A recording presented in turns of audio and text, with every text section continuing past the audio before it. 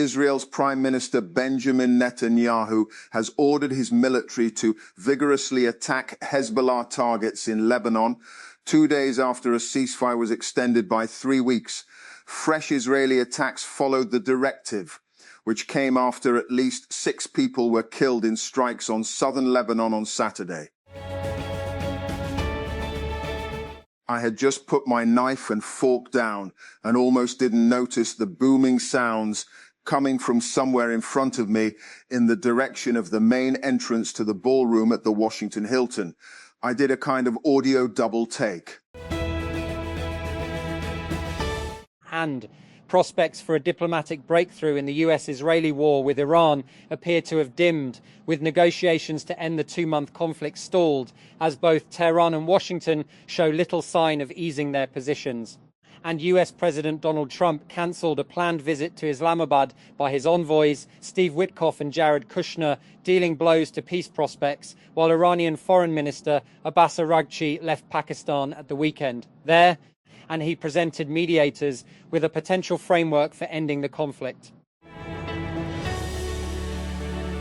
And a gunman fired shots in the hotel hosting the White House Correspondents Association dinner on Saturday, causing United States President Donald Trump and his cabinet to be rushed out before the suspect was taken into custody. Here is a timeline of the incident and its immediate aftermath. The hashtag Alpine Divorce has exploded on social media platforms like TikTok and Instagram in recent months, with many women sharing traumatic, sometimes life-threatening experiences. The term is used to describe an event during a hike or other outdoor adventure when one partner, usually male, abandons the other, who is typically less experienced and more vulnerable in a remote and potentially dangerous setting. Liverpool forward Mohamed Salah will miss the rest of the Premier League season after suffering a hamstring injury in a 3-1 win over Crystal Palace. Egypt national team director Ibrahim Hassan has confirmed. Liverpool did not announce any update on the 33-year-old Egyptian forward's condition. However, Hassan said on Saturday the Egyptian talisman has played his last game for the Reds. And Lahore. The public at large, trade unions, associations and civil society groups have widely criticised the government for once again increasing the petrol and diesel prices and sought withdrawal of the decision with immediate effect. They also expressed concerns over the increasing price hike of commodities, transportation and other charges due to repeated increases in the petroleum prices. Lahore. Punjab will export livestock and meat as the provincial government on Saturday signed a memorandum of understanding with 7 institutions, including a Chinese company, for the purpose. A video link meeting in this regard was presided over by Chief Minister Mariam Nawaz. Under the agreement, 1 million livestock will be exported.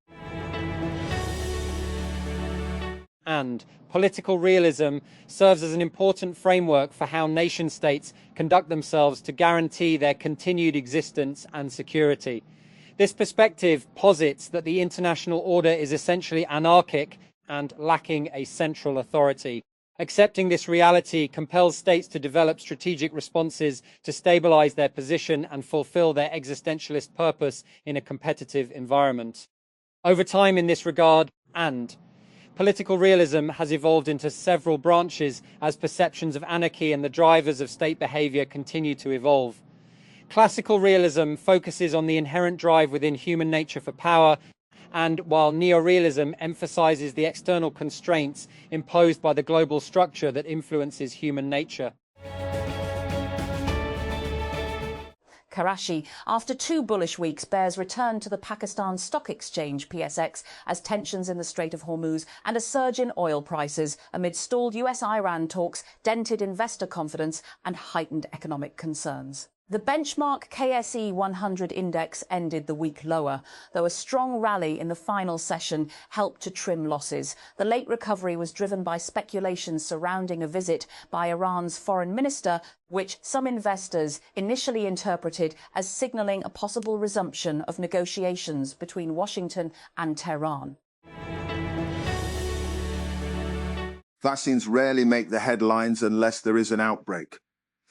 This World Immunization Week, it is a moment to reflect on how one of Pakistan's quietest public health successes remains one of its most consequential. Since the expanded program on immunization began in 1978, vaccines have helped avert 2.6-meter child deaths, protected millions of mothers and children, and contributed to a 99.8 PC reduction in paralytic polio since 1994. WHO estimates routine immunization averts up to 17 PC of childhood mortality in Pakistan.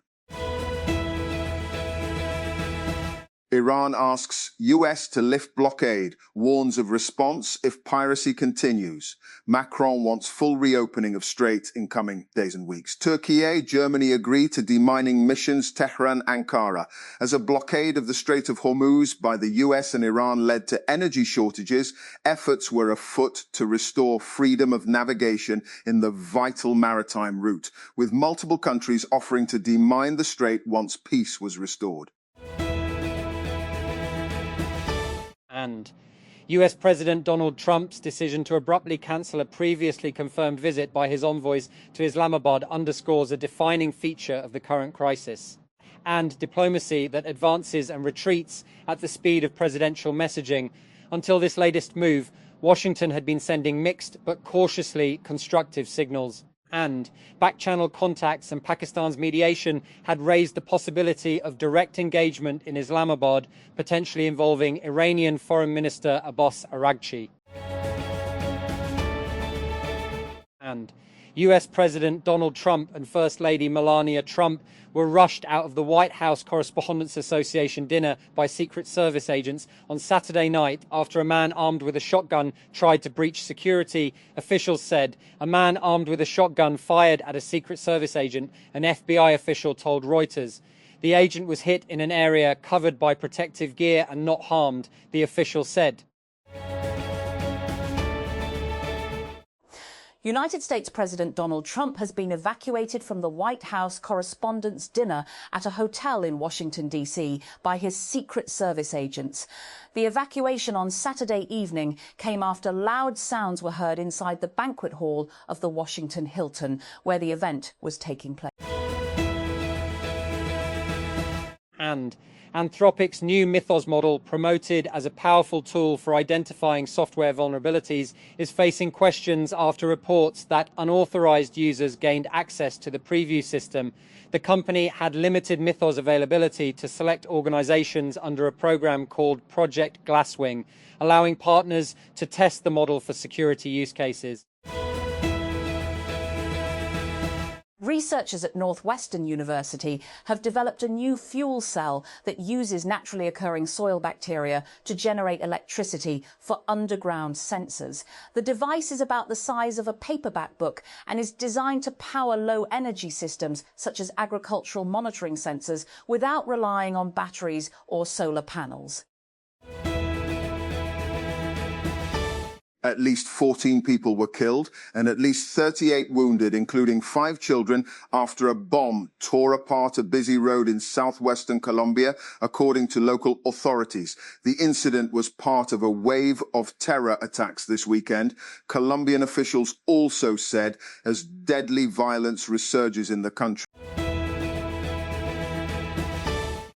Samsung's mobile division could record its first ever annual loss in 2026 as rising memory costs, stronger competition and pressure across product categories weigh on the business, according to a report from Sami Guru. The report said Samsung Mobile chief TM Roh told company leaders that the MX business could lose money this year. And Donald Trump cancelled a planned trip by US officials to Pakistan for talks on the Iran war on Saturday, shortly after Tehran's delegation had left Islamabad. The US president said Special Envoy Steve Witkoff and son-in-law Jared Kushner would be wasting too much time, adding that if Iran wanted to talk, all they have to do is... And and at least 7 people were killed and 20 were wounded following a suspected explosive attack in the southwestern province of Cauca, Colombia, according to regional authorities. Governor Octavio Guzman said that an explosive was detonated on the Pan American Highway in the El Tunal sector of Quijibio on Saturday. He condemned what he called an indiscriminate attack against the civilian population. In a recent experiment, Anthropic created a classified marketplace where AI agents represented both buyers and sellers, striking real deals for real goods and real money. The company admitted this test, which it called Project Deal, was only a pilot experiment with a self-selected participant pool of 69 Anthropic employees who were given a budget of $100 paid out via gift cards to buy stuff from their co-workers. Scientists have discovered dinosaur footprints along South Africa's coastline, offering new evidence that dinosaurs continued to live in southern Africa long after massive volcanic eruptions reshaped the region around 182 million years ago. Southern Africa is known for its rich fossil history, particularly in the Karoo Basin. However, after widespread lava flows covered much of the basin, the fossil record becomes noticeably quiet during the Jurassic period. The new discovery is helping to fill this long-standing gap. And a new global ranking has revealed the world's richest countries for 2026. But this time, the list is not based only on GDP. According to travel insurance comparison site HelloSafe, its prosperity index combines GDP and GNI with quality of life indicators such as income equality, poverty rates, and the Human Development Index, HDI. And the flash mob descended on Brisbane City Square, wearing double denim and blonde wigs in the style of a legendary Australian singer, as they danced with wild abandon to one of his 1980s hits. In an unlikely pairing, pro-Palestinian protesters have adopted John Farnham's song Two Strong Hearts as an unofficial anthem, because its lyrics bear a coincidental resemblance to a political slogan recently banned by the state government in northeastern Australia. Tehran, Iran's authorities and state media project that they are less interested than before the war in negotiations with the United States if they go beyond their accepted terms, as mediated talks failed to materialize in Pakistan. Foreign Minister Abbas Araghchi met senior Pakistani officials in Islamabad on Saturday and left for Oman to be later bound for Russia. The top diplomat, who was not joined by Parliament Speaker Mohammad Bagher Ghalibaf like in a previous round of negotiations earlier this month, said he was yet to see if the US is truly serious about diplomacy. A United States federal court has blocked the administration of United States President Donald Trump from deporting a woman and her 5 children following their release from immigration detention. Hayam El-Gamal and her 5 children, ranging in age from 5 to 18 years old, had been held for 10 months prior to their release earlier this week following a judge's order. They had been held in detention for the longest of any known family during Trump's second term in office. And divisions are widening within NATO. US President Donald Trump is furious after a refusal by European member states to join the US-Israeli war on Iran. Maine Governor Janet Mills has vetoed a bill that would have temporarily brought permits for new data centres to a halt. If it had become law, LD 307 would have imposed the country's first statewide moratorium on new data centres, lasting in this case until November 1, 2027. The bill also called for the creation of a 13-person council to study and make recommendations on data centre construction. And Hungary's outgoing Prime Minister Viktor Orban has said he will not take up his seat in Parliament after his party was defeated in a landslide that ended his 16-year rule. I am now needed not in Parliament, but in the reorganisation of the patriotic movement, he said in a video statement released on social media on Saturday evening.